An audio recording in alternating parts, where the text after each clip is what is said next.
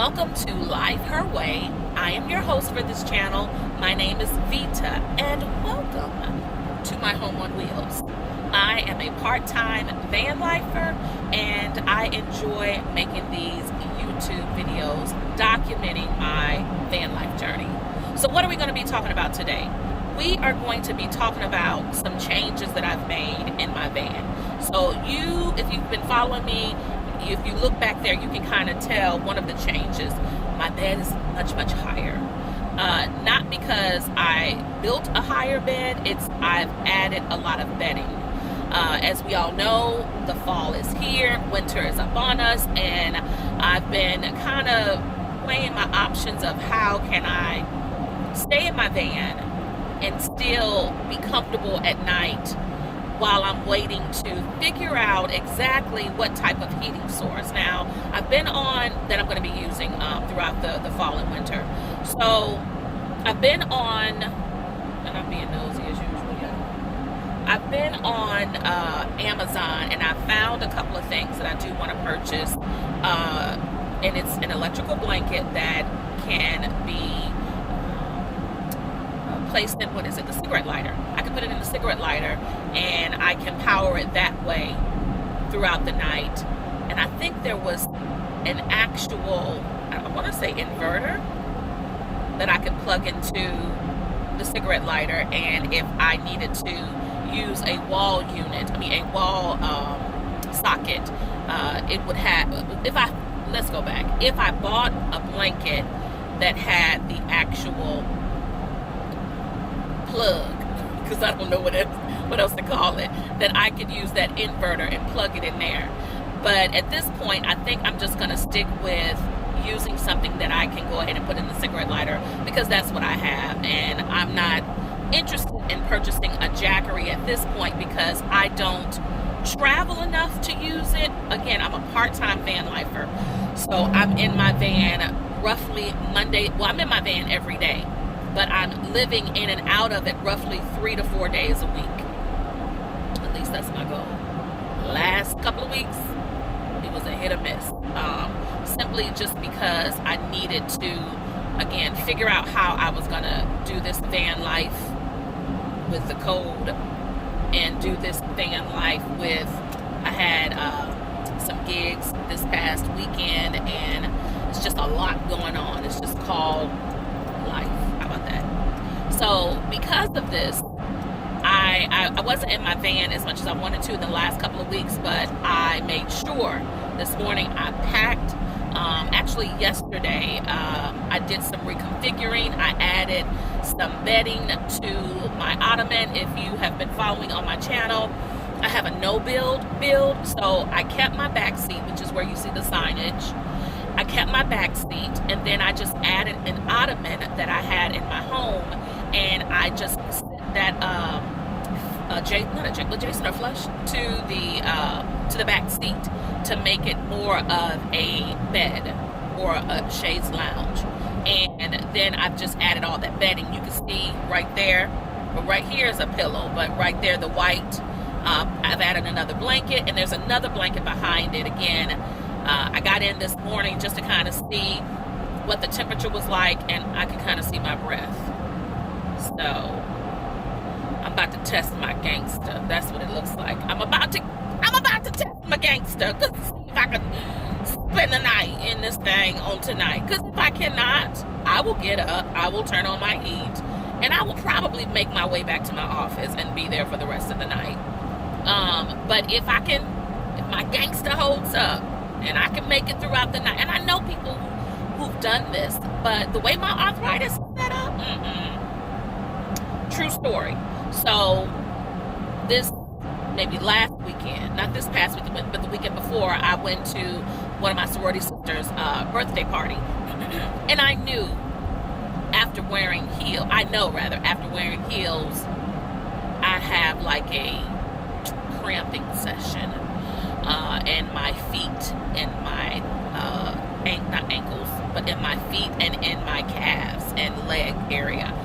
It's almost like muscle spasms. I just can't wear heels. How about that? And I think I'm grown, but it's hard to be big when little got you. and I'm big, and little got me. So how about that? I tried my best to wear these heels, and I was cute to death. But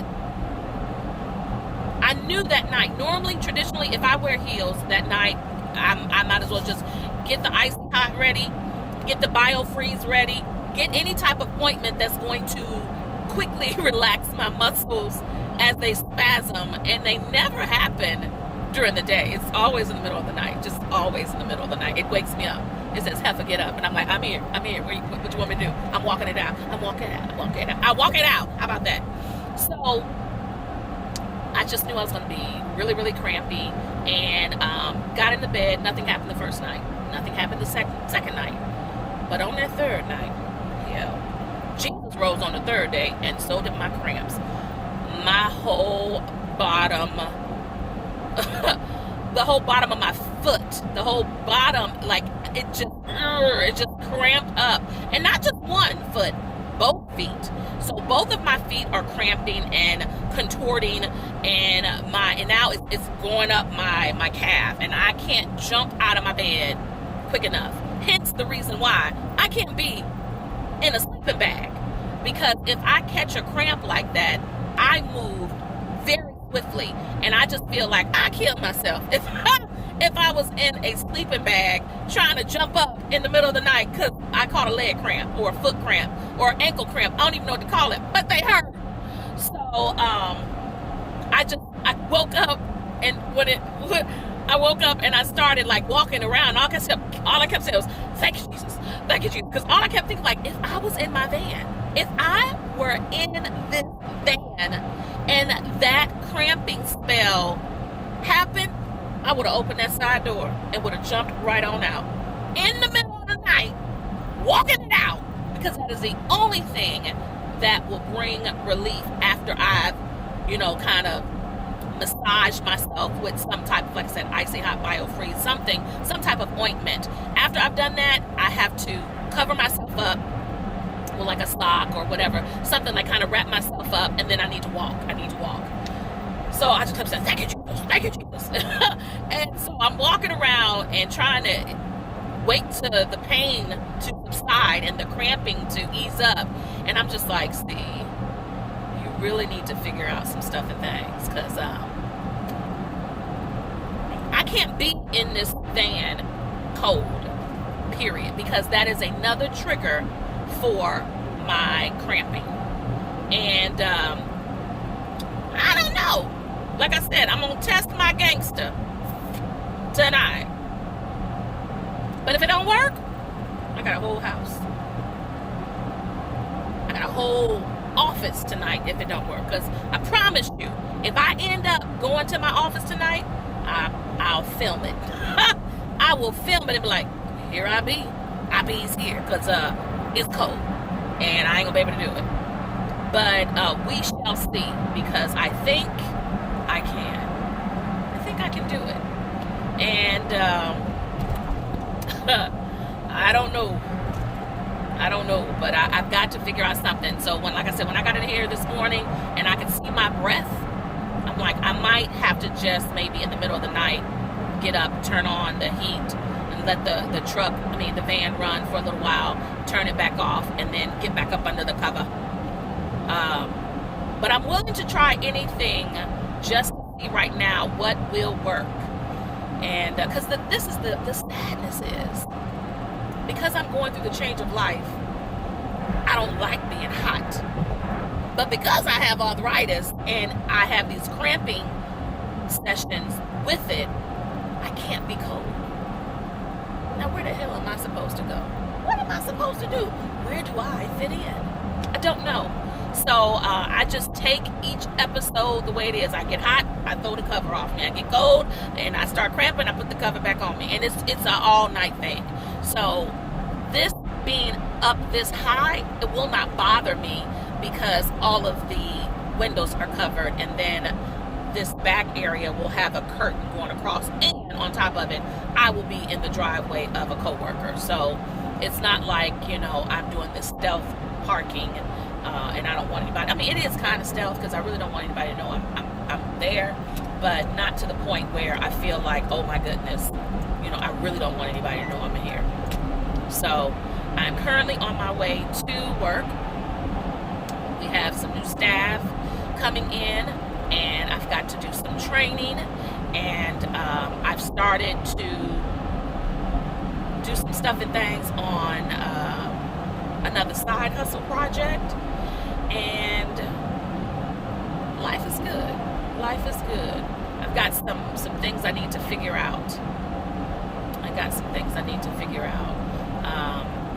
I don't know if I told you guys about the 88-year-old man who hit me, and now his insurance company is saying that they're not liable. Well, who the hell is? Because it wasn't me. He hit me. I didn't hit him. It's obvious he hit me. He hit my car. So I don't know what to do. I guess I just have to get with my insurance company to see exactly what can I do now.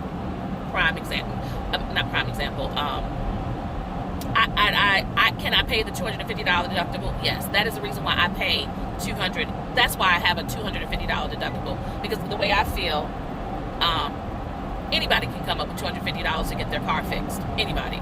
But I can't always come up with no $500 to get my car fixed. So I would rather pay $250 now.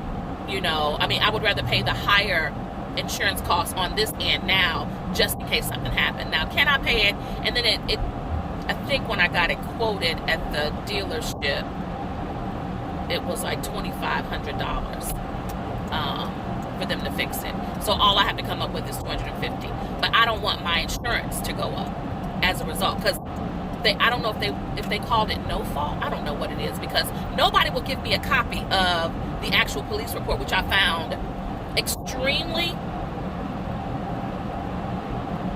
I don't know, it was just weird, because I've called almost weekly, and it seemed like every time that I called, the officer on duty was not there. And I kept saying, why is it that the officer on duty has to give me a copy of a police report that I am requesting because I was a part of it?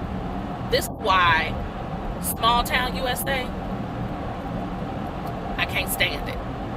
Because you have these small towns that don't have an electronic system.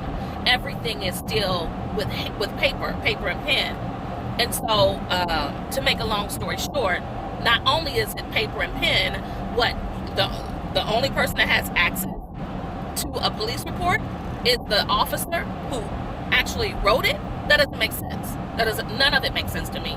So I will be getting with my insurance company to see, what I can do. Again, worst case scenario, I have to pay the $250. But again, I do not want my insurance to go up, which is probably going to go up. And I feel like I'm already paying out the wazoo. No, I'm lying. But I don't want to pay what I'm paying. How about that? And because I'm paying for not one but two vehicles. And the fact is, I drive this van now more than I drive the truck that I pay an exorbitant amount of money for every damn month. But I enjoy riding and driving in this van, and I never in a million years would have said, a van was something that I would even consider in the past. I'm like, nah, I'm an SUV girl. Give me an SUV. And I have an SUV and I don't even drive it anymore. All I do is pay a note. But to make a long story short, I'm going to have to get with my insurance. The good thing about it is you don't even know that there's some damage until you get up on it. So it's not like something is hanging off or obviously broken. It's just the actual fender is popped out of place, and then there are a couple of hairline cracks in the grill. And the only way that you would know it is you would have to feel around, and then after you felt it, then you could, there it is. You can see the actual crack in it. All in all, again, $2,500 worth of work. So I've got to make some decisions about that. And again, I've got to make some decisions about whether or not I am going to continue on staying in my home and or getting an RV. But the only thing about it is, again, RVs, vans, everything has shot up since this has become popular, and I really want something. If I decide to live in my vehicle full time, if I decide, because I'm a lady and I can change my mind. But if I decide to live in my vehicle full time, I'm going to have to be able to stand up. I don't think that, again, because I have arthritis. I got arthritis, so I need to be able to jump up and walk around. So I cannot live in my van currently full time and not have that access. And I need to be able to have an access to a toilet, because right now I watch my water intake when I spend the night in my van, because I've never had to use anything in here. So I just hold it into the morning, and or I don't need to use it until the morning. But yeah, I'm not interested in that, and maybe it's just because I've never had to do it. I'm pretty sure the first time I have to do it, I'll be like, oh, that was easy. It wasn't as bad as I thought. I just haven't had to do it yet. I just keep saying, like, what if it happens? What are you gonna do? I'm like, I'm probably gonna get up and drive to Planet Fitness, and people be like, I'm pretty sure people are on this watches like, you crazy? You better pee in a cup. You better pee in a whatever you got in there, and keep it moving. But yeah, I don't know. I just have this fear that I won't have the nerve to do it. But side note, TMI. But I'm gonna get on off here. It's almost 17 minutes, and I just wanted to share some of my thoughts and what has been going on in my life. I'm gonna get over it. You just stay right there. I'm gonna get over it. Yeah, you do that. So you guys, you know what? I'm gonna get off here, but be the best you can be, because you know what? All the others are taken. So just guys.